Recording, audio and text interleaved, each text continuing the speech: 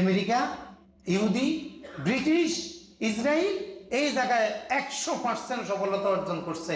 আমাদেরকে সুদ খাওয়ায়া আমাদের আল্লাহর সাথে সম্পর্ক নষ্ট করে দিছে। এখন মুসলমান দোয়া করলে আর দোয়া কবুল হয় না, কানলেও ফেরেশতা নাজিল হয় না।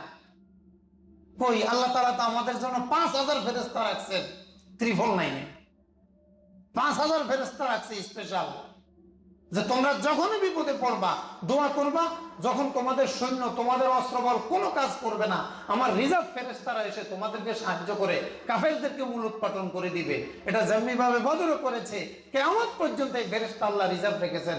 মুসলমানরা যখনই কাফেরদের মোকাবেলায় জিহাদের ময়দানে নামবে, ওই রিজার্ভ ফোর্স এসে মুসলমানদের পক্ষে কাফেরদেরকে পরাজিত করবে। কারণ ফেরেশতা তো দূরের কথা, কিচ্ছু হয় না আমগো কথায়। আসবে কিভাবে?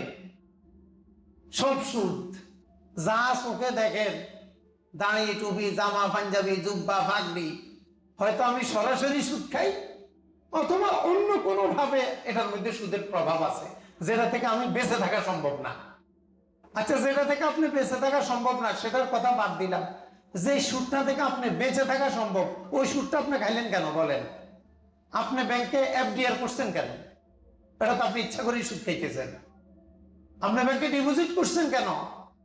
আপনি লাইফ ইন্স্যুরেন্স করছেন কেন? এটা তো ইচ্ছা করে সুদ খাইতেছেন। তো সুদখোর, যে ঘুষখোর, যার রুজি হালাল না, উনি কানতে কানতে যদি চোখের পানি আর নাকের পানি আর মুখের পানি, সারা শরীরের পানি দিয়ে যদি মুসল্লা ভিজায় একবারে সুদ চুপাইয়া দেয়, তাও ওনার বিন্দু ভরে এমন দোয়া কবুল হবে না। নাউজুবিল্লাহ মিন যালিক। এখন সফল হয়েছে কারা? আমেরিকা সফল হয়েছে না? আমেরিকা সফল হয়েছে কিভাবে?